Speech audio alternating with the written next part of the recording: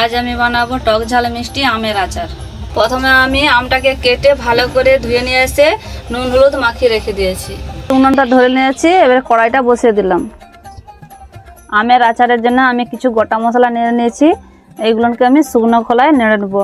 গোটা শুকনো লঙ্কা, কালো জিরে, মেথি, ধনে, জিরে আর মৌরি, এগুলোকে আমি শুকনো খোলায় নেড়ে নেবো। প্রথমে আমি লঙ্কাগুলোকে একটু ভেজে নেব।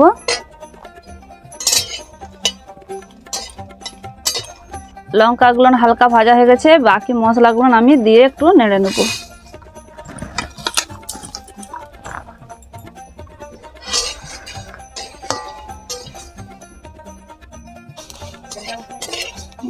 মশলাগুলো ভাজা হয়ে গেছে, আমি এবারে নামিয়ে নেব।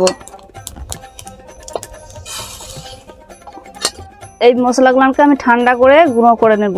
এইবার আমি দিয়ে দেবো সরিষার তেল, গোটা শুকনো লঙ্কা নিয়েছি আর তেজপাতা নিয়েছি, ফোড়নে দিয়ে দিলাম।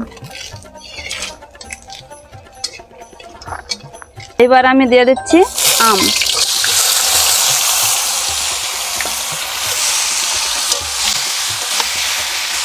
আমগুলো আমি নেড়ে নিয়েছি, এইবার আমি চিনিটা দিয়ে দেবো।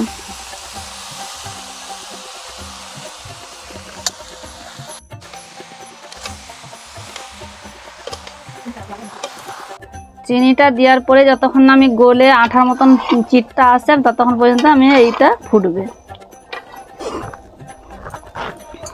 চিনিটা গলে গিয়ে যেরকম আমার হয়ে গেছে, যে তারকাটার মতন হয়ে গেছে, আমি এবারে সে গুঁড়ো ভেজে রাখা যে মশলাটা গুঁড়িয়ে নিয়েছি সেটা এবারে দিয়ে দেবো।